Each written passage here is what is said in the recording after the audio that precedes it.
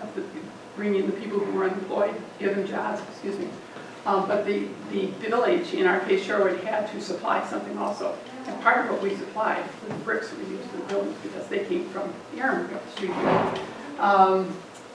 They did all of the kind of rounding of the hills to make it more comfortable people to get them down. They built the Hubbard Lodge, they built the one as far as closer to the road. There was another little building down on the raw water that was used for canoes. And did just a tremendous amount of work in that park to make it a really lovely place. But Shorewood was, I think the term best would be shovel-ready for the WPA because they also did the Performing Arts Center, which was kind of a 50-50 partnership between tax money from Shorewood and federal. They did... Do you mean the one at the high school? Yes.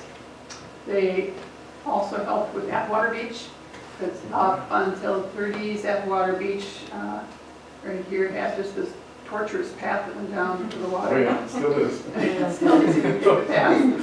But in, again, the late 30s, with the help of the WPA, we put in much better jetties, fixed the path, and they put in, whoops, this building. You have to live here quite a while to remember this, but there was a pavilion down right on the lake. Really nice place with down below there were concession stands and showers and things like that. This place would be the change. And up on top here, people who are quite elderly, they didn't remember going down there for dances, sitting up on top of the building, looking out to the lake. And obviously, it was very well used. A lot of people around here. Where did the trolley stop in relation to this? It would have been over here. So this was kind of on the south end of the beach. The trolley went down at Blue Farm North.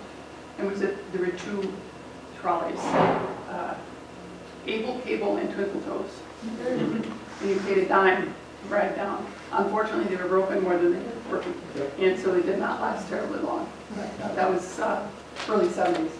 This building, unfortunately, did not withstand the weather down there terribly well. And the winds coming off the lakes and the sand and whatever were pretty tough on it. And then we had a bunch of bad years on the lake, and this was kind of about the time that I moved here. In the late 70s, and we had a lot of problems with alewives. Fish were bad, the water was bad, people didn't go down there, and the whole place really kind of just disintegrated until it was finally taken down. And it's just in the last 10 or 15 years that we've really begun to rebuild that area again and put in a really nice stairway, fix the hill so it's not always washing away. It's become much nicer than when I moved here. Through this in just again, just to talk about Mr. Engel, we did that building. And because I think those cars are cool. That's the 1960s. We have 4 pictures of the police and fire department in front of this building, taken from different areas. And they each, have their cars and they do the same thing. One of those things you just do. Finally, a word about businesses. This is the one that just closed.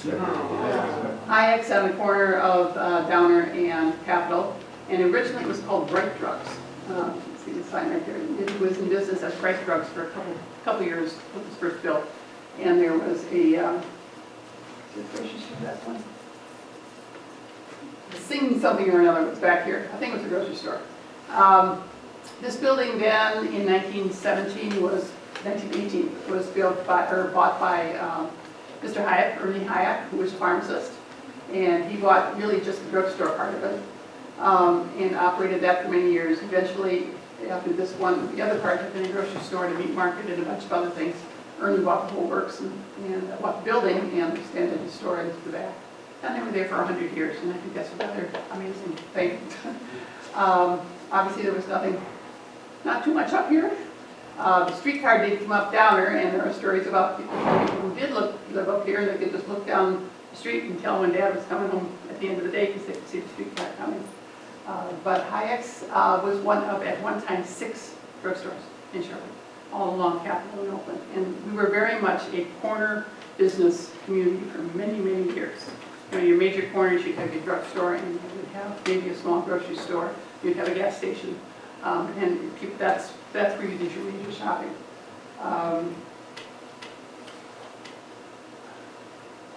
There was 4 businesses along Oakland.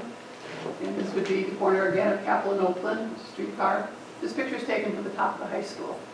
And in about 1930, so there was nothing over here yet. The armory was gone. The Art Deco building that's right here in the corner that we all wish would have a business in it was built in the early 30s. And this building over here was the first Senex. It was a group just called Fruit and Vegetable Market. So there were businesses along this corridor, but as you went farther north on Oakland, it was often interrupted by apartment buildings. It was never really much of a business district per se. This is a neat picture taken in the 40s. Again, the capital of Oakland and Capitol, and there were 2 drugstores in this picture, one on each corner. One here, Walgreens, Clancy's, and there was another one over here. And that fruit and vegetable market would have been right over here. Yep. And the streetcar tracks are obviously still there. Here comes the streetcar. That's going on. Quickly, just to go on to, I'm running out of time.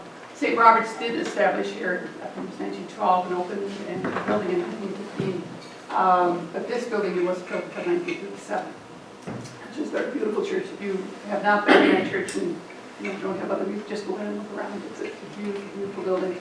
But St. Robert's, the Lutheran Memorial Chapel, and North Shore Presbyterian have all been here at least since the 20s, if not longer. Very established communities. Kingo Lutheran and Wilson moved here from Milwaukee. And then in the 1990s, we decided some things were beginning to look just a little bit dreadful, and we had open spaces that weren't being used terribly well. So the village government started the Community Development Authority to kind of look at areas that would be good for development. The first thing that they did was to put in these condos along Edgewood Avenue in an area that had once been a hospital. And they had kind of a sanitarium type high school down in that area. And then they started to work on Oakland. And this was one of the first apartments. It was the first apartment built. Where the Click People Coffee now is. And we got the one across the street, which is the Ravenna after the amusement parks. The Light Horse, which is after the Armory. Mosaic is a new one, and I'm not sure where they came up with that name. But our business area has a distinctly different look now than it did in the 1940s. It's become a real business district that we didn't have for almost the first 100 years of our district. And finally, we'll end with the Ghost Train. In 2010, some of you were here in 2010, it was an awful year. That was the year that we had the 100-year rain. It was also the year that they decided to resurface Capitol Drive. So Capitol Drive was totally torn up for the entire year, if not longer. And then it started to rain near the end of July. We actually had 2 storms a year, but the worst one was 8 to 9 inches over a period of like 9-10 hours. Horrible flooding, particularly down around Edgewood and over in the areas of Wildwood and Ardmore on the other side. Most of us had water in our basement. Some had a lot of water. We only had about 6 inches in ours. My most distinct memory from that time is after the floods when we were all starting to clean up, the whole town smelled like wet cardboard because everybody was carrying the stuff up to the curb to get picked up, and it was miserable. But at the end of the year, we celebrated when Capitol Drive was finally done, things had dried up, and we put in this lovely new bridge.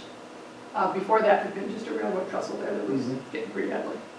It was on a November night. A lot of us were standing around drinking cocoa outside, and they had this huge crane, lifted the bridge up, twirled it around, put it in place. It was really quite something. So it made a much nicer entrance to our village, and we decided a few years ago that we should do something to light it up. And we figured we could get the money together to do that, and the Historical Society, we were not the instigators, but we helped them with it. And the Shorewood Outdoor Art Committee found some very nice donors were able to help us to put in a ghost train, and a ghost train is the ghost of the Chicago Northwestern 400 train, which was the passenger train that ran through here for many, many years. And used to run go through here so fast that it would stop traffic. They stopped to watch, and that's what we were trying to do. So if you have not seen it yet, it runs every night at 7 and 7:30. That's it, and I've already run over 5 minutes. Sorry. Take one quick question anybody have, otherwise I'll stay around at the end if anybody thinks of something. Any questions for Karen? Well, thank you, Karen. Keep going. I mean, it's just awesome to start off with that presentation. And you know, Karen Historical Society really do a lot for this community. If some of you have been walking around the community, you've seen some plaques in the corner of some properties. that show the year that the homes have been built. And the Historical Society has done a great, And we'll be doing that again next summer. That was our last year's the first year we've done it. Their birthday sandwich, and they talked about the year that your house was built. And our motive was not only to raise a little bit of money, but also to help people understand how their neighborhoods develop. You know, and that And we they got one in- may have taken 15 or 20 years. We got one, our next one, it was down. Yeah, it's just been really very positive. And finally, say, we have a number of books that we have published. They're downstairs, available downstairs at the customer service desk. There's one on architecture, one that's just pictures of Shorewood, a lot of the kind of thing that I was showing tonight, and a third one that's stories. And on that little card that's attached to the things that I handed out, that you should see our email and our websites and anything. If you have any questions, please never hesitate to call us. That's right. well, thanks again, Karen. We're going to keep going. So Rebecca Ewald is up next, our new village manager. If you knew Chris Swartz, he was our manager for about 12 years, just retired last year.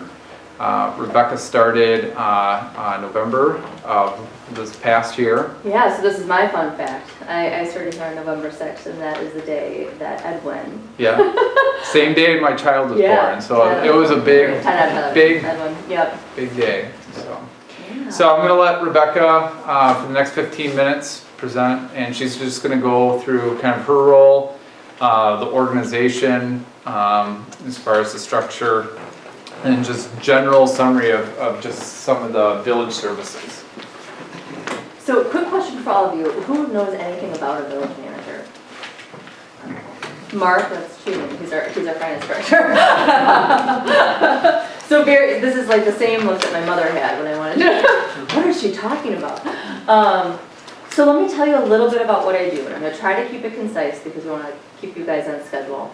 And let's face it, the history is sometimes far more interesting. But my name is Rebecca. You can call me Becky. My office is right up here on the second floor. You're welcome to call or stop in at any time. I always like to tell people what's on my desk is a pretty good indicator in terms of what we're working on. So you can feel free to reach out to me at any time, and my information is all located on the website. So it's been fun to be here. One of the things that I frequently get asked from people are, what does the village board do, and then what do you do? So I wanted to kind of focus on that a little bit, just because it's unique. So we have a board, and I know our president will be here later within your presentation, but we have a board of seven trustees. They all have equal vote and equal power. However, there's one president and 6 trustees. To every president that I've always worked for coming into the role, who's been new in the role, typically they're usually trustees to kind of get their sea legs moving through the process. And when they get elected, I always say, welcome aboard. The game has now changed because you are not just a trustee on this board, but you are now the leader of the board. So not only do you exercise your vote, but your role becomes distinctively different in terms of how to collaborate and work with this team of 7 that you've been chosen to lead, and try to work with them to collaborate and move forward with positive decisions for the community. Right now I have the humble honor of working for President Guy Johnson, who is one of, I believe, 4 village presidents to have served here for a period of 12 years. And when I look at that, it's humbling to me, because when people do that and choose to serve for a period of time, they do it for the joy of the service. And we were having a conversation the other day, and he said, you know, there's a lot of things that go on within the scope of what we do. And he looked at me and he said, you know, Rebecca, it's quite simple for me. When things come up and people want to get overly detailed sometimes about one thing or another, I sit back and I think to myself, what's best for the village of Shorewood? And that's where I go. And I just share that with you because I think it's a really, you know, when you run for boards, which all of you have an availability to do, it's a really, it's a humble and it's an experience of gratitude, I think, to do that within the scope of your community. And that's one of the things that I enjoy doing most in my job, working with a group of talented people who have chosen to make a difference. So from a board perspective, they establish policy, they approve an annual budget, they approve an annual capital improvement plan, and they establish wages and conditions of employment here. Those are the basics. We won't go into more detail, but I'm always willing to if you want to come in and have a conversation. So how am I different? I am hired by the board. Under state statute, I am considered the chief administrative officer for the village. In municipalities and villages in particular, you will hear to the term village manager versus village administrator. They're different. Village manager is accommodated for within our state statutes, so there's a little bit more authority with that position versus an administrative position. But based upon the tone of the community, they can operate similar or different. It just depends on the community. I am responsible for the oversight of operations. All the fun things, right? Like hiring, firing, discipline, supervision, all the supervision of the employees. Primarily on a day-to-day basis, what that means for me is that I work most